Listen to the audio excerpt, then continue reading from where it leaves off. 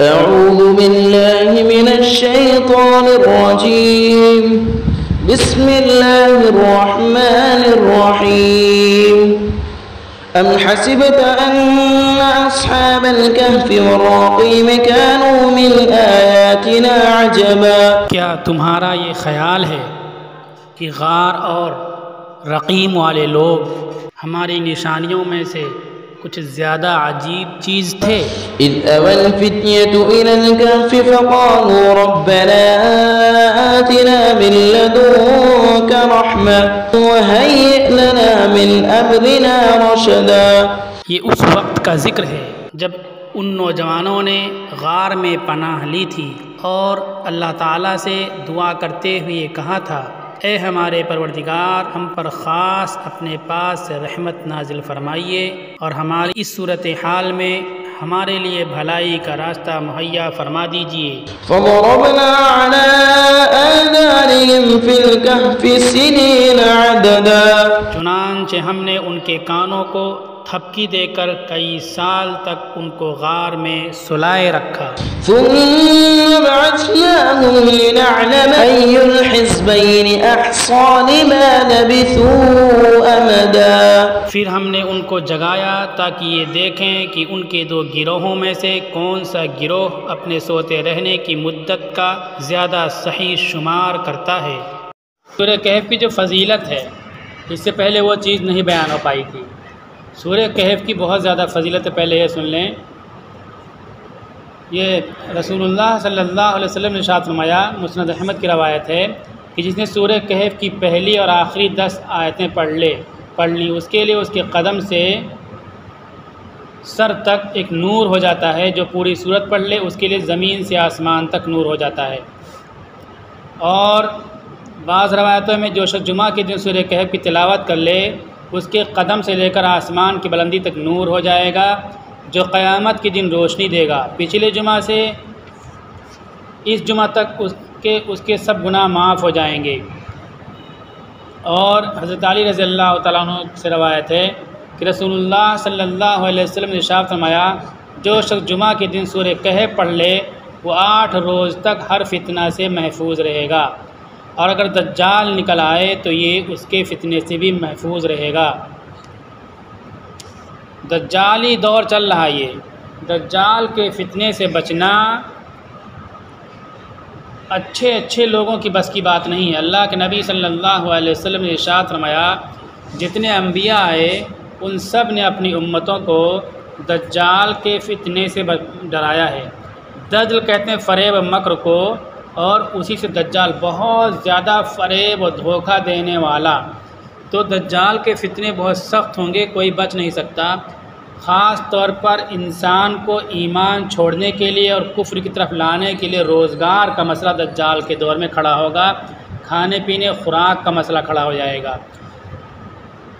अब ज़ाहिर से दज्जाली दौर चल रहा है, तो हमको उसके फितने से बचने के लिए सूरह कहफ़ की शुरू की 10 आयतें, आखिर की 10 आयतें हमें रोज़ाना तिलावत करनी चाहिए, और जुमा के दिन सूरह कहफ़ पूरी तिलावत कर लेनी चाहिए ताकि हम दज्जाली फितने से बचें।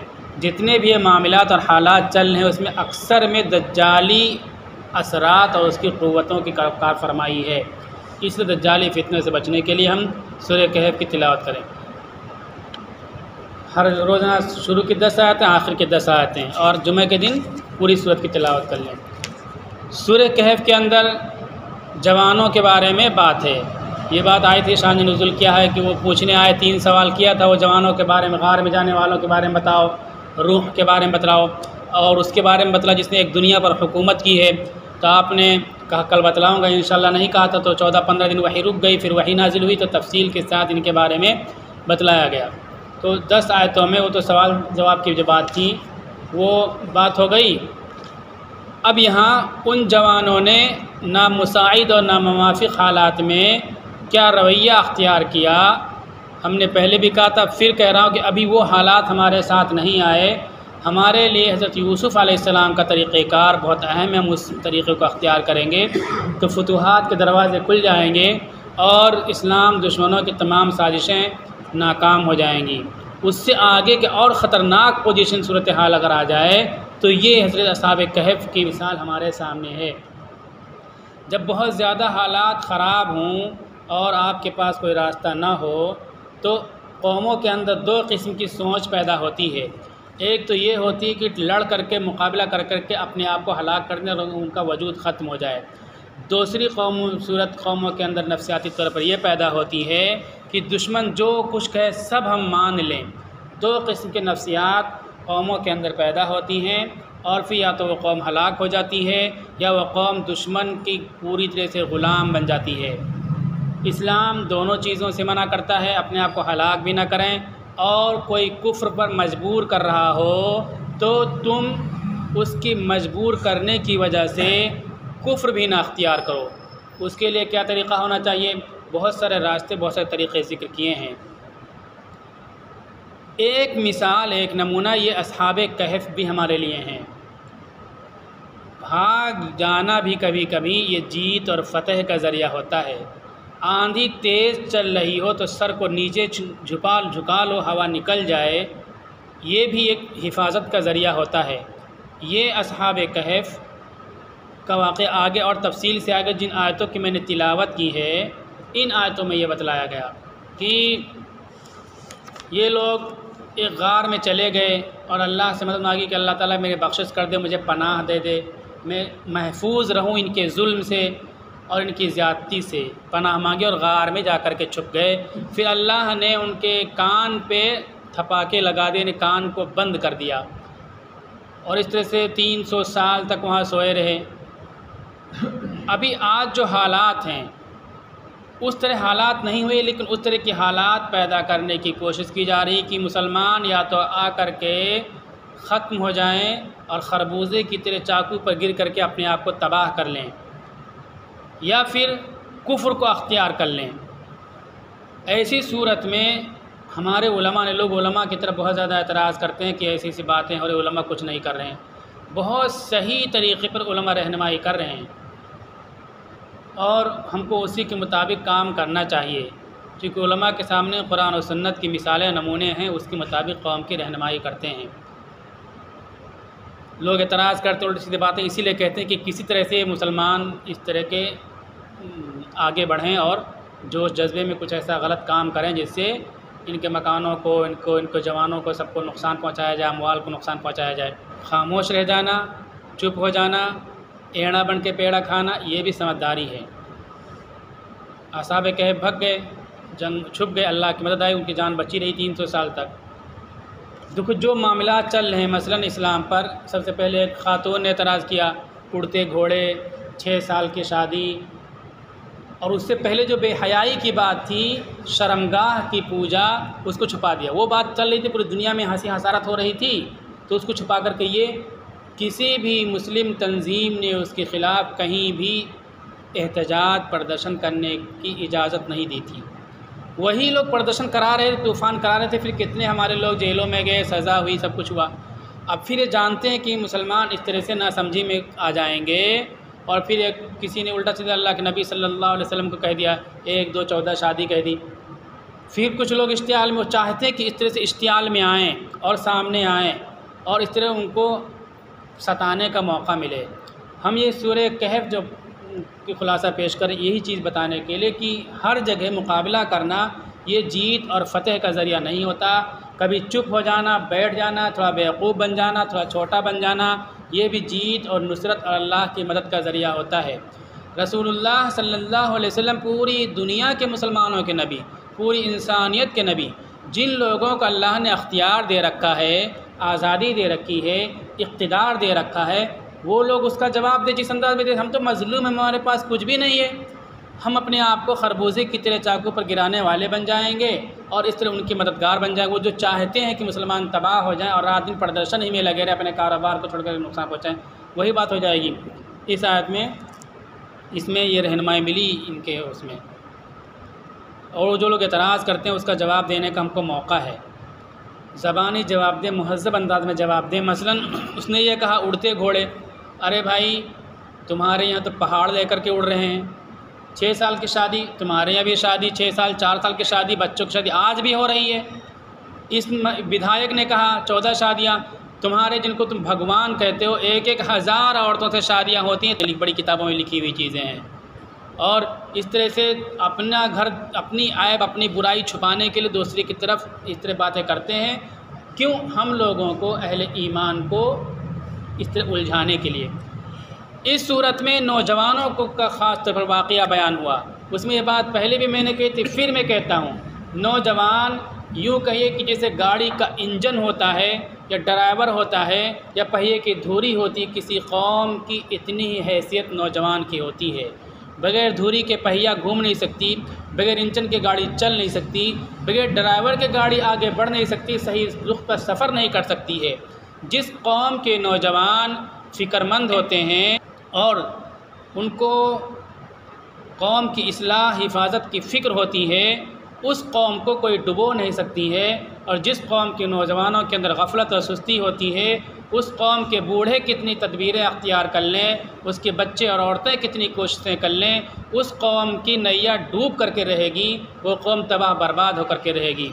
हम और आप अपने नौजवानों को देखें कि कौम के लिए कितनी फ़िक्र, कितनी तकलीफ़, कितने उनको एहसास है और कितने बेदारी उनके अंदर है।